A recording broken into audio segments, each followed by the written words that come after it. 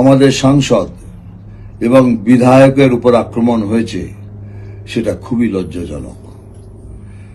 মানুষ যখন বন্যা আর ধসের কষ্টে আছে সেখানে তৃণমূল সাহায্য না করে হিংসায় মেতে রয়েছে।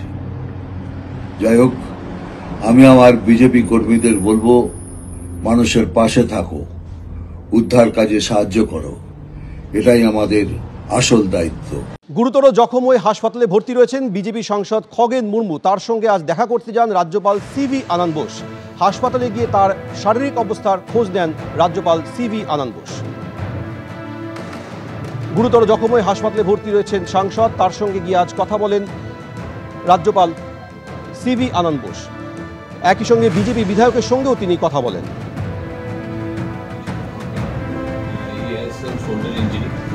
And also in the neck there was some injury because of the blunt trauma.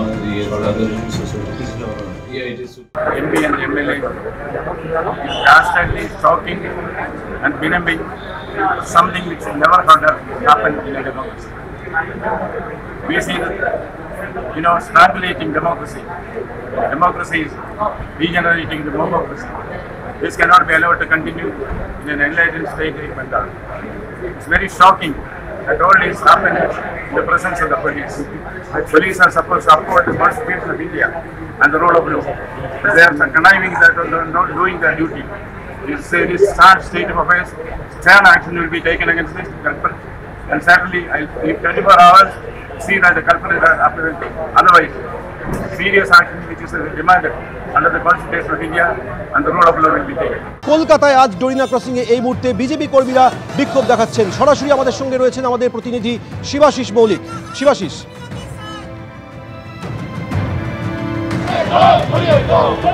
Somen, এই মুহূর্তে আমি দাঁড়িয়ে রয়েছি ধর্মতলার ডোরিনা ক্রসিং এ এবং উত্তর কলকাতা জেলা বিজেপি এই সাংগঠনিক জেলার পক্ষ থেকে আজ বিক্ষোভ দেখানো হচ্ছে। ধর্মতলায় ডোরিনা ক্রসিং এ টায়ার জ্বালিয়ে তারা বিক্ষোভ দেখাচ্ছেন, পথ অবরোধ করেছেন। যে ছবি আমরা দেখতে পাচ্ছি, রাজ্য জুড়ে কিন্তু বিজেপি কর্মীরা আজ পথ অবরোধের ডাক দেওয়া হয়েছে বঙ্গ বিজেপির পক্ষ থেকে। বন্যা বিধ্বস্ত যে এলাকাগুলি রয়েছে সেই এলাকাগুলিকে এই কর্মসূচির আওতার বাইরে রাখা হয়েছে। বাকি রাজ্যের সর্বত্র বিজেপি কর্মীরা তারা পথ অবরোধ করবেন, এমনটাই বঙ্গ বিজেপির সিদ্ধান্ত। এবং উত্তর কলকাতা জেলা বিজেপির পক্ষ থেকে আমরা দেখতে পাচ্ছি কলকাতায় ধর্মতলায় ডোরিনা ক্রসিং এ এই মুহূর্তে কিন্তু বিজেপি কর্মীরা তারা একেবারে পতাকা নিয়ে এবং হাতে আমরা দেখতে পাচ্ছি খগেন মুর্মুর রক্তাক্ত ছবি নিয়ে তারা কিন্তু নেমেছেন। নেমে তারা একেবারে পথে টায়ার জ্বালিয়ে পথ অবরোধ করে উত্তর কলকাতা জেলা বিজেপি তারা এই পথ অবরোধ করছেন এবং তারা দাবি তুলছেন যে অবিলম্বে দোষীদের গ্রেপ্তার করতে হবে। আমরা জানি এখনো পর্যন্ত যাদের ছবি দেখা গিয়েছে, যাদের নাম উল্লেখ করে পুলিশে অভিযোগ জানানো হয়েছে, তাদের বিরুদ্ধে সেভাবে ব্যবস্থা নেওয়া হয়নি, এমনটাই অভিযোগ উঠে আসছে বিজেপির তরফে। এবং সেই অভিযোগকে সামনে রেখেই কিন্তু তারা রাজ্যের বিভিন্ন জায়গায় পথ অবরোধ করছেন। কলকাতাতেও আমরা সেই ছবি দেখতে পাচ্ছি, ধর্মতলায় ডোরিনা ক্রসিংয়ে পথ অবরোধ চলছে এবং বিজেপি কর্মী নেতৃত্ব আমরা দেখছি তারা উপস্থিত রয়েছেন এবং এই পথ অবরোধ তারা চালিয়ে যাচ্ছেন। যেভাবে গতকাল খগেন মুর্মু এবং বিধায়ক শঙ্কর ঘোষ রক্তাক্ত হয়েছেন, খগেন মুর্মু অত্যন্ত গুরুতরভাবে আহত হয়েছেন, আশঙ্কাজনক অবস্থায় রয়েছেন খগেন মুর্মু এবং ওনার শারীরিক স্থিরতা পরিস্থিতির উপর আমরা নজর রাখছি।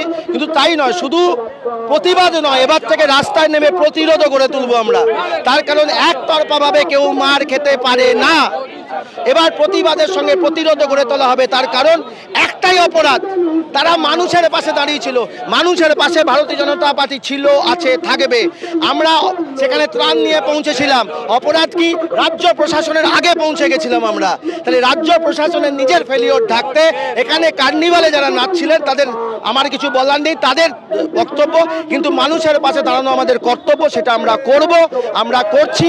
এবং তার জন্য যদি প্রতিবাদের সঙ্গে প্রতিরোধও করতে হয়, এবার প্রতিরোধ পাড়ায় পাড়ায় গড়ে উঠবে।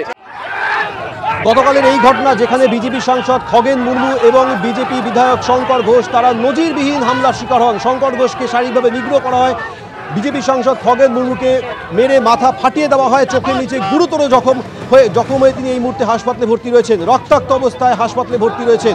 এই ঘটনার প্রতিবাদে রাজ্য জুড়ে বিজেপির তরফে বিভিন্ন জায়গায় প্রতিবাদে সামিল হয়েছেন। দুর্গাপুর, পান্ডুয়া, কাকদ্বীপ সহ বিভিন্ন জায়গায় বিজেপির কর্মী সমর্থকরা রাস্তা অবরোধ করছেন, কোথাও টায়ার জ্বালিয়ে বিক্ষোভ দেখাচ্ছেন। যেভাবে সাংসদ এবং বিধায়কের উপরে হামলা হয়েছে, বিনা প্ররোচনা তাদের উপরে হামলা করা হয়েছে, কেন এইভাবে হামলা হলো? তারা তো পাশে দাঁড়াতে গিয়েছিলেন এমন দাবি করছেন বিজেপির কর্মী সমর্থকরা। আর এই হামলার প্রতিবাদে রাজ্যের বিভিন্ন জায়গায় বিজেপির কর্মী সমর্থকরা কোথাও রাস্তা অবরোধ করেছেন, কোথাও মিছিল করছেন, কোথাও টায়ার জ্বালিয়ে বিক্ষোভ দেখাচ্ছেন। কাকদ্বীপ থেকে সিউড়ি, পান্ডুয়া থেকে দুর্গাপুর।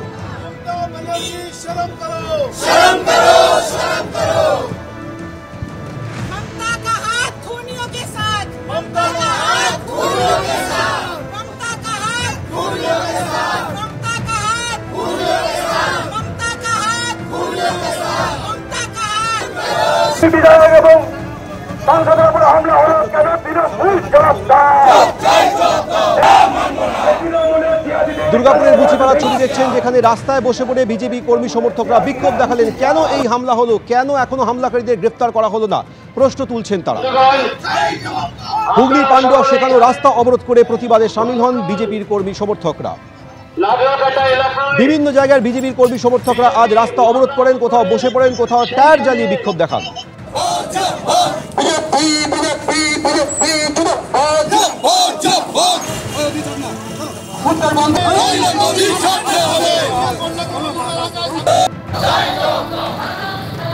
বীরভূমের সিউড়ির ছবি দেখছেন, সেখানেও স্থানীয় বিজেপি নেতৃত্ব রাস্তায় মিছিল করে প্রতিবাদে সামিল হন। কেন গতকাল এইভাবে হামলা চালানো হলো সাংসদ এবং বিধায়কের উপরে, জবাব চাইছেন তারা।